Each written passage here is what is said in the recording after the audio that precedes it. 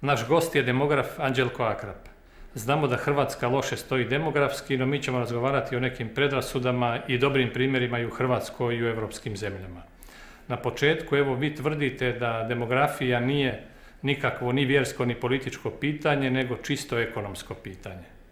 Hrvatska čitavo 20. stoljeće ima problem nezaposlenosti. A zašto? Jer se ne razvija u prostoru.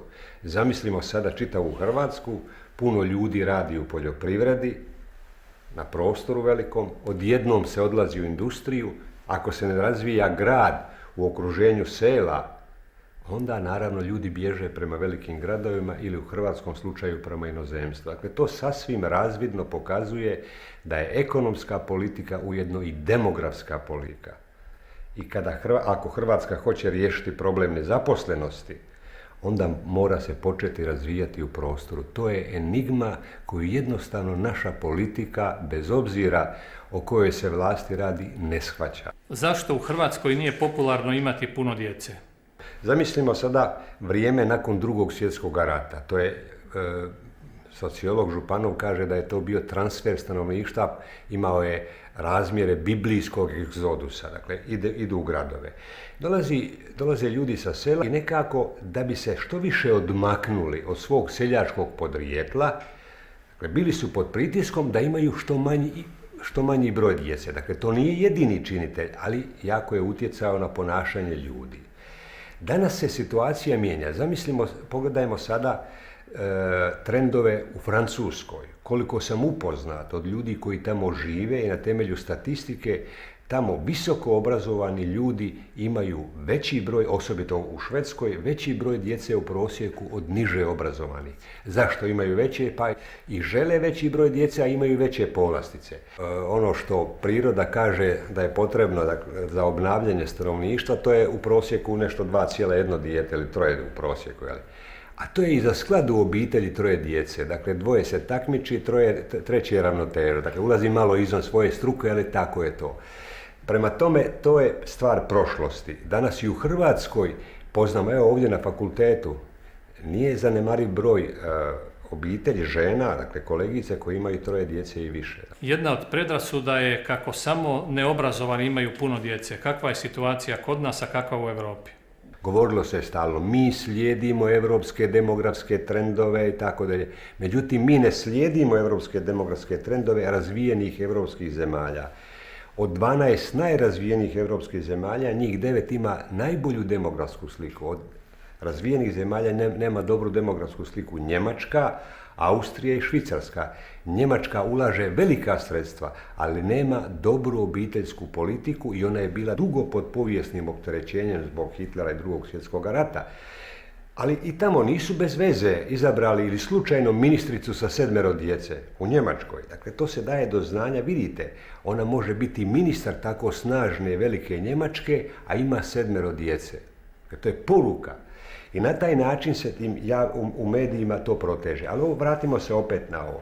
Dakle, nekad se to govorilo, a danas se više ne govori o tome, jer se gleda situacija u Švedskoj, Francuskoj, vidi se da je tamo ipak posve drugačija situacija. Koje su dokazano dobre mjere za poboljšanje nataliteta? Ovako, naša ugledna akademkinja Alica Verhammer-Baletić o tome je govorila u 70. godinama. Dakle, vidite koliko je vremena prošlo. Ništa se bitno nije promijenilo u demografskoj politici. Govorilo se tada, Hrvatska treba imati njoj specifične, posebne mjere demografske politike. A općenito se zna da treba rješavati problem egzistencije mladih ljudi. Danas u Hrvatskoj mladim ljudima je stan nepriuštiv. To je prepušteno tržištu, bankama, a banke ne mogu, daju skupe kredite. To je nepriuštivo mladim ljudima. To su dio socijalnih programa u svim drugim državama. Posve je jasno, ukoliko netko želi postići viši standard stanovanja, to naravno nije stvar države, nego pojedinca, ali problem tih minimuma država mora subvencionirati dio tih kredita. Dakle, to je prvi i nezamjenljivi uvjet. Drugi uvjet je to da mlada osoba ima zaposlenje ili ako trenutno gubi posao, da postoji jedan fond ili, dakle, na razini države o skrbi o tim mladim ljudima koji izgube posao. I zatim, isto tako prateća mjera jest ono gdje je isto tako nedostatna briga Hrvatske, općenito, to nema javnih servisa koji podržavaju dvojnu ulogu roditelja, zaposleni roditelji i djeca, i podizanje male djece. To je nezamjenljivo, pokazalo se. Evo, uzmimo primjer kako to danas u Hrvatskoj izgleda. Koliko radi velikih trgovačkih lanaca subotom i nedjeljom, a nema niti jednog vrtića u Hrvatskoj, ne znam da li imaju izuzetak privatnih, koji radi subotom i nedjeljom. Poslodavci su dužni u toj situaciji osigurati. Oni se sada ponašaju dosta bezbrižno jer je visoka stopa nezaposlenosti, ali oni će biti sasvim sigurno prinuđeni na otvaranje, ako žele raditi subotom i nedjeljom, vrtića i jaslica ako žele imati radnu snagu. Koliko je važan odnos poslodavca prema zaposlenoj ženi s djecom i kakvi su neki dobri evropski primjeri? Dobar evropski primjer jesu ove sve zemlje visoko razvijene, općenito. Dakle, tamo ne samo da postoji dobar odnos poslodavaca, nego pozitivna diskriminacija žena s malom djecom. To je Francuska, to su skandinavske zemlje. Što one rade? One jednostavno pružaju sve moguće uvjete da žena ne osjeti da je otišla na rodiljni dopust, neće izgubiti niti položaj u strukturi na radnom mjestu ukoliko je izvjesno vrijeme izbiva s posla. Dakle, danas to vidimo u Hrvatskoj, to je pod silnim pritiskom poslodavaca i tu se mora promijeniti, ne navodeći nikoga poimence.